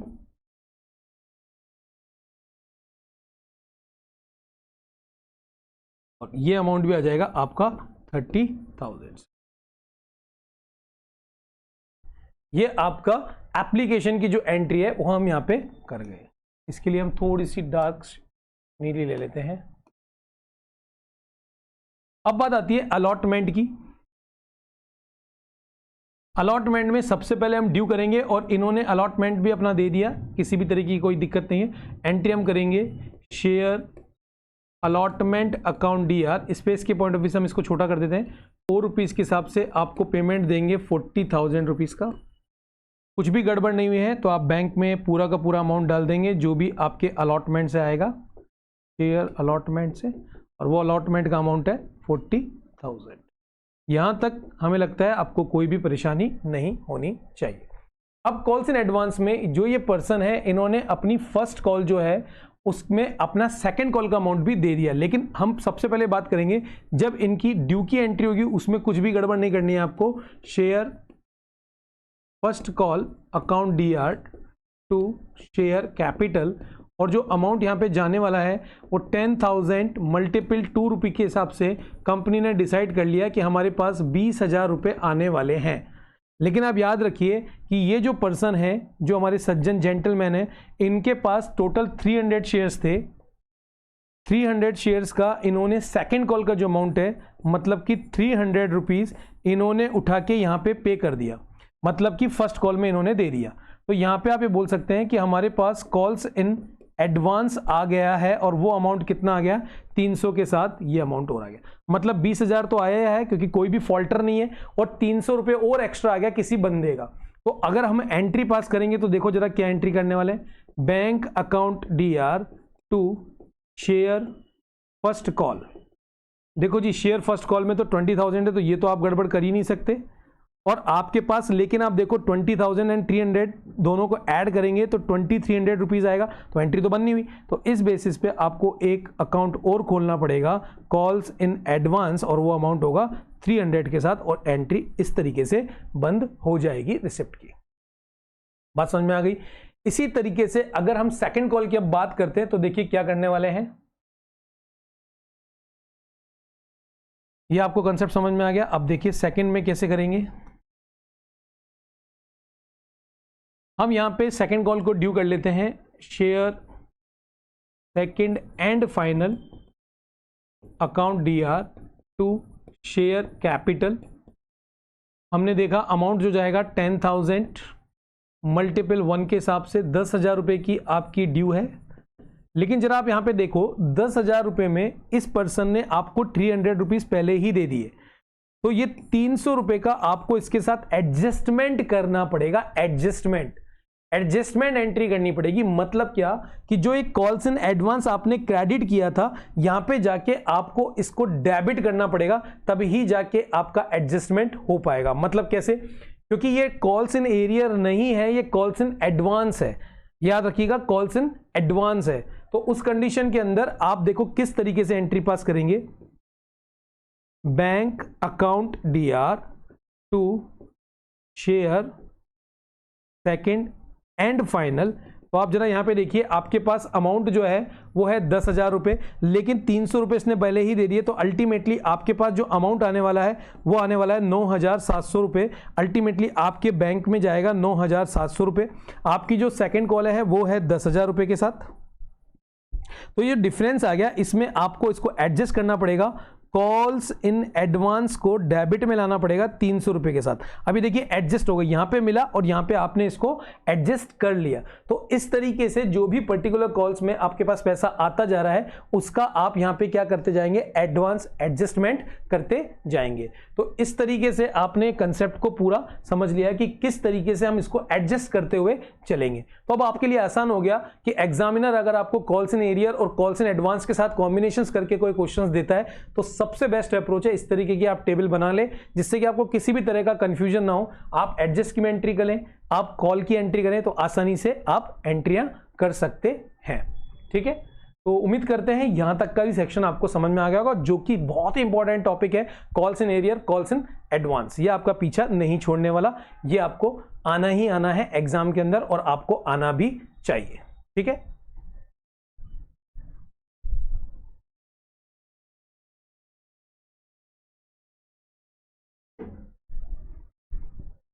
अब बढ़ते हैं आगे हमारी नेक्स्ट स्लाइड के अंदर। अब बढ़ते हैं हम हमारी नेक्स्ट स्लाइड के अंदर, जो कि बहुत ज्यादा इंपॉर्टेंट है, वो भी देख लेते हैं क्या। अब यहां पे हमने आपको अदर देन कैश लिखने का मतलब ये है, हम पेन का कलर चेंज कर लेते हैं समझने के पॉइंट ऑफ व्यू से। अदर देन कैश का मतलब ये है कि नॉर्मली जब कंपनी होती है वो अपने जब शेयर इशू करती है तो उसको अमाउंट चाहिए, उसको पैसा चाहिए। लेकिन कभी कभार कंपनी जो है वो अपने शेयर्स जो हैं वो उठा के किसी दूसरे कारणों से भी किसी दूसरे को इशू कर सकते हैं। तो वो कारण या वो रीजंस क्या हैं कि कंपनी ने अपने शेयर्स उठा के दो पर्टिकुलर रीजंस के कारण कंपनी मेनली दे सकती है, जैसे एक तो है परचेज कंसिडरेशन और एक है असेट्स बाय। फॉर एग्जाम्पल, कहने का मतलब ये कि हमने ये असेट्स खरीदी, कंपनी ने असेट्स खरीदी और कंपनी कैश नहीं देना चाहती, कंपनी बोलती है भैया हमारे शेयर्स हैं, आप शेयर्स ले लो, राइट है। इसी तरीके से कंपनी ने एक रनिंग चलता हुआ बिजनेस खरीदा और उस बिजनेस के ऊपर भी कंपनी ने क्या किया कि जो भी इसका पेमेंट बन रहा है उसके लिए भी शेयर्स उठा के दे दिए। तो यहां पे हम परचेस कंसिडरेशन का कंसेप्ट करेंगे कि जो आपने लिया है, जो आपने कोई बिजनेस को टेक ओवर किया है, तो उसकी असेट्स और उसकी लायबिलिटीज, उसका जब डिफरेंस हम निकाल लेते हैं, उसके बाद जो उसका पेमेंट बनता है वो हम फॉर्मेट ऑफ शेयर्स में करेंगे। और वहीं अगर हमने कोई भी असेट ली है और उस असेट्स के लिए भी हमको पेमेंट करना है, तो हम किसके पॉइंट ऑफ व्यू से कर देंगे कि हम शेयर उठा के इस बिल्डिंग में जो भी ओनर होगा उसको हम इसका पेमेंट कर देंगे। तो सबसे पहले हम असेट्स बाय कर लेते हैं। तो मान लेते हैं ये जो असेट्स है इसकी जो कीमत है वो है 5 लाख रुपीस, और आप जिस पर्सन से इसको खरीद रहे हो वो है मिस्टर राम। तो सबसे पहले आपने असेट्स बाय करी है, तो आपके बिजनेस में असेट्स आ रही है, तो आप एंट्री क्या करेंगे, असेट्स अकाउंट DR, और जो भी वेंडर है, तो हमारे केसेस में वेंडर है मिस्टर राम, इसको आप एंट्री कर लेंगे और 5 लाख रुपए से ये आपके क्रेडिटर्स बन जाएंगे, क्योंकि आपके पास 5 लाख रुपए की असेट आ चुकी। अब आपको इस 5 लाख रुपए का इनको पेमेंट करना है। अब आपके पास, आपने बोल दिया आप कैश नहीं पेमेंट करेंगे, मान लेते हैं आपके पास शेयर है और शेयर की जो फेस वैल्यू है वो है 100 रुपीज। अब आपने इनको बोला मिस्टर राम को कि आप एक काम करें, मेरे शेयर रख ले, जितना भी आपका पेमेंट है उस पेमेंट पे जितना बनता है उतने शेयर मैं आपको इशू कर देता हूं। अब यहां पे ये आती है कि कितने नंबर ऑफ शेयर आपको इशू करने रहेंगे। तो जब भी आपको नंबर ऑफ शेयर्स इशू करना निकालना है, तो यहां पे जितना भी टोटल पेमेंट करना है उसमें आपको फेस वैल्यू, और अगर प्रीमियम के साथ है तो फेस वैल्यू प्लस प्रीमियम का डिवाइड लगाना है। तो हमारे केसेस के अंदर 5 लाख रुपए का भाई साहब को पेमेंट करना था और हमारे शेयर की जो वैल्यू है वो फेस वैल्यू है 100। तो हम इनको उठा के, पता है कितने शेयर दे देंगे, हम इनको उठा के 5000 शेयर्स दे देंगे कि ये लो आप हमारे 5000 इक्विटी शेयर रखो और हमारी असेट्स, आपकी जो आपकी असेट्स है वो किसकी हो गई, हमारी हो गई। तो हमने 5000 शेयर्स यहाँ पे निकाल लिए। अब देखो ये तो हो गई फर्स्ट एंट्री। अब सेकंड एंट्री क्या होगी, मिस्टर राम को आप शेयर भी तो इशू करोगे, तो उस कंडीशन के अंदर हम एंट्री सेकंड यहां कर देते हैं, मिस्टर राम या राम अकाउंट DR, मिस्टर नहीं हटाएंगे। 2, आप क्या इशू करने वाले हैं, उनको शेयर कैपिटल, और नरेशन में आप यहां पे मेंशन कर सकते हैं 5000 equity share issued to mister Ram as the consideration for, जो भी आपने बाइंग असेट्स करी है उसके हिसाब से यहाँ पे आप अपनी नरेशन लिख देंगे। तो ये लिखना बहुत जरूरी है कि 5000 शेयर्स हैं, तो यहाँ पे आपको मेंशन करना बहुत जरूरी है। तो यहाँ पे आप जितना भी शेयर इशू करेंगे वो यहाँ पे मेंशन कर देंगे, जिससे कि उनका अमाउंट यहाँ पे कैलकुलेट हो जाएगा। अगर इसकी शेयर्स, इस जो आपकी बिल्डिंग है इसकी कीमत होती 5,50,000 रुपए, तो भी कुछ नहीं होता। और आपके शेयर जो होता है वो 100 + 50 के साथ, मतलब 50 रुपीज का प्रीमियम होता, तो इस कंडीशन के अंदर आप जो डिवाइड लगाएंगे वो कितने का लगाएंगे, 150 का, नॉट 115 का। आप जो डिवाइड लगाएंगे वो, क्योंकि 50 का है तो आप कितने का डिवाइड लगाएंगे, 150 का। 150 का आप डिवाइड लगाएंगे और इसको कैलकुलेट करने के बाद जितने भी शेयर्स आएंगे उसके अकॉर्डिंग आप इनको क्या कर देंगे, पेमेंट कर देंगे।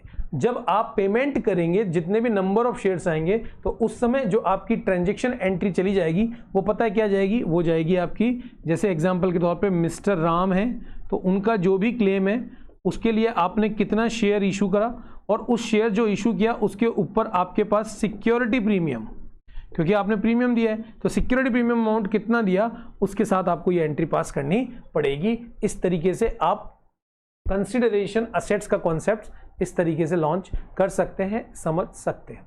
वहीं अगर आप बाय परचेस कंसिडरेशन की बात करते हैं तो उसको हम समझ लेते हैं। तो यहाँ पे आपको एक कंसेप्ट समझ में आ गया होगा कि एट पार पे क्या एंट्री जाएगी और एट प्रीमियम पे क्या एंट्री जाएगी, और एक और हम बता देते हैं अगर डिस्काउंट हो तो क्या एंट्री जाएगी। तो इसके लिए हम इसको एक काम करते हैं, यहाँ से इरेज कर देते हैं।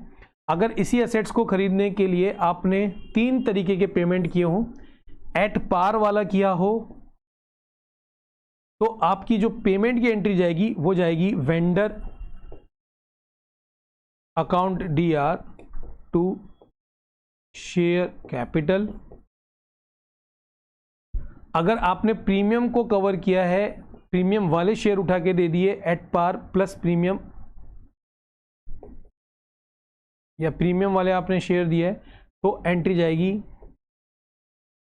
Vendor account DR to share capital to security premium. और अगर आपने डिस्काउंट वाले उठा के दे देते हैं तो उस कंडीशन में इसके क्लेम की एंट्री जाएगी vendor account DR discount on issue of shares to, आपके पास से शेयर कैपिटल गई है, ये एंट्री आपको पास कर देनी है। और फॉर्मूला जो रहेगा वो हम आपको बता चुके कि नंबर ऑफ शेयर्स आपको निकालने के लिए एक ही फॉर्मूला यूज़ करना है कि आप कितने नंबर ऑफ शेयर्स देने वाले हैं। उसके लिए हमने आपको बताया टोटल क्लेम, जितना भी वो पेमेंट मांग रहा है, अगर फेस वैल्यू है तो फेस वैल्यू का, अगर फेस वैल्यू प्लस प्रीमियम है तो प्रीमियम का, और अगर डिस्काउंट है तो फेस वैल्यू में कितना डिस्काउंट है उसका डिवाइड लगाएंगे तो नंबर ऑफ शेयर्स आपके पास आ जाएंगे और नंबर ऑफ शेयर्स को यहाँ पे पुट कर देना है, जिससे कि आपकी एंट्री क्लियर हो जाएगी। उम्मीद करते हैं यहाँ पे आपको ये चीज़ समझ में आ गई होगी। अब बात करते हैं, अगर हम कोई बिजनेस को बाय कर रहे हैं तो उसका परचेस कंसिडरेशन के साथ दो चीज़ें और निकल के आ सकती है, वो हम यहाँ पे बता देते हैं। मान लेते हैं कि ये हमारा कोई एक बिजनेस है रनिंग, हमारी कंपनी ABC है और हमारी कंपनी इस रनिंग बिजनेस को खरीदना चाहती है जो है X, Y और Z, ये बिजनेस है। अब यहाँ पे अगर हम देखें, खरीदने का मतलब है इसकी बैलेंस शीट की अगर हम बात करें तो मान लेते हैं ये इसकी असेट्स है और ये इसकी लायबिलिटीज़ है। असेट्स मान लेते हैं इसके पास है, एक छोटा सा एग्जांपल ले लेते हैं 15 लाख रुपीस की, वहीं इसकी जो लायबिलिटी है वो है मान लेते हैं 10 लाख रुपीस की। तो जब हम बिजनेस खरीद रहे हैं तो सारी असेट्स हमारी हो जाती है, तो सारी असेट्स हमारी हो गई और इसमें से हमको लायबिलिटीज पे करनी होती है, तो हमने 10 लाख रुपए की लायबिलिटीज पे कर दी मान लेते हैं। अब हमने सामने वाला जो ओनर है उसको बोला कि तेरा पेमेंट बनता है 5 लाख रुपए का, मान लेते हैं। अब इस 5 लाख रुपए के लिए आप इस पर्सन को अपनी कंपनी के शेयर इशू कर सकते हैं। ये बात बिल्कुल आप क्लियर रखिए कि आप इस 5 लाख रुपए के लिए अपने शेयर्स इशू कर सकती है ABC लिमिटेड। तो जब इशू करेगी तो जो भी पार्टी है, जिस पार्टी को पेमेंट करना है, तो एंट्री वही होने वाली है जो हम आपको बता रहे हैं कि जो भी आपका वेंडर है, जिससे भी, या कोई कंपनी है जिसको आपने खरीदा है, तो कंपनी को आप पेमेंट करने वाले हैं, उसके लिए आप शेयर कैपिटल कौन सी वाली इशू करेंगे, 10 रुपये वाले, 100 रुपये वाले, या फिर अगर कंपनी का पेमेंट करने जा रहे हैं, वेंडर का पेमेंट करने जा रहे हैं, और अगर आपने सिक्योरिटी प्रीमियम वाले शेयर इशू कर दिए तो आप यहाँ पे सिक्योरिटी प्रीमियम वाले शेयर को इशू कर देंगे। और अगर डिस्काउंट का सोन, तो आपको हम बता चुके हैं, डिस्काउंट का अगर आपको पेमेंट करना है तो आप एंट्री क्या करेंगे, कंपनी अकाउंट DR, उसके क्लेम को एंट्री के माध्यम से बता देंगे और उसके बाद उसका पेमेंट कर देंगे कि जो भी कंपनी है उसको आप पेमेंट करना चाह रहे हैं तो आप किस तरीके से पेमेंट करेंगे। उस कंडीशन में आपने सबसे पहले कंपनी को स्टैंड बाय कर लिया, उसके लिए शेयर इशू कर दिया। अगर डिस्काउंट में है तो आप डिस्काउंट कहाँ पे मेंशन कर देंगे, बीच में। तो जो भी कंडीशन होगी उसके अकॉर्डिंग, तो यहाँ पे तो पेमेंट 5 लाख रुपए का करना है। अगर आपको 100 वाले शेयर इशू करने हैं इनको, तो आप एट पार वाले कर देंगे। अगर प्रीमियम वाले हैं 10 रुपीज प्रीमियम, तो आप 110 का डिवाइड लगा देंगे। अगर 10 रुपीज डिस्काउंट का है तो 90 रुपीज का डिवाइड लगा देंगे। अब यहाँ पे एक चीज और, आप एक कंसेप्ट को समझ लीजिए। मान लो इसी में एक कंसेप्ट आ जाए कि आपने सामने वाले ओनर को 5 लाख रुपए बनते हैं लेकिन आपने दे दिए 6 लाख रुपए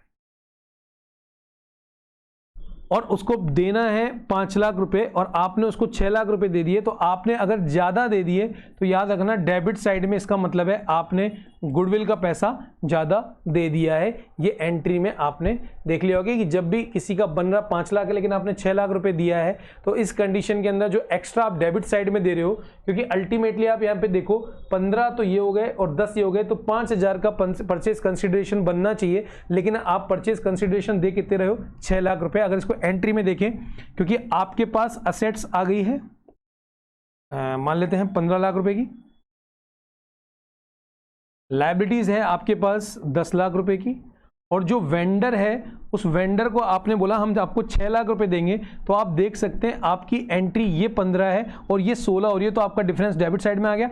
इसको आपको बंद करने के लिए मानना पड़ेगा कि आपने गुडविल का 1 लाख रुपए ज़्यादा दे दिया। ये बात आप बेटा याद रखना, गुडविल का आपने ज़्यादा दे दिया, पेमेंट कर दिया। पेमेंट किस फॉर्म में किया, शेयर इशू कर दिया, वो अलग चीज़ है, लेकिन जो डिफरेंस आ रहा है नीचे क्रेडिट की तरफ, उसको आप मान लेना कि आपने एक रिजर्व बना लिया, आपने एक प्रॉफिट कर लिया, मतलब एक कैपिटल रिजर्व बना दिया कि किसी एसेट्स को खरीदने में आपको बेनिफिट हो गया, जिसका पेमेंट बन रहा था 5 लाख लेकिन आपने 4 लाख दिया, तो उस कंडीशन में नीचे डिफरेंस आएगा, और वो नीचे डिफरेंस किससे होगा, कैपिटल रिजर्व से। बात समझ में आ गई। तो ये जो टॉपिक्स है यहां पे जाके आपका जो पार्ट 1 है वीडियो का, वो ये कह सकते हैं चैप्टर्स का 50% पार्ट हमने यहाँ पे आपको क्लियर कर दिया है बहुत फास्ट रिवीजन में। तो एक बार इस रिवीजन को गो थ्रू कर देंगे, एग्जाम में भी आपका काम आएगा, कंसेप्ट भी आपका क्लियर हो चुका होगा। तो आज के लिए इतना ही, मिलते हैं नेक्स्ट वीडियो में, नेक्स्ट पार्ट 2 के अंदर। Okay, bye bye.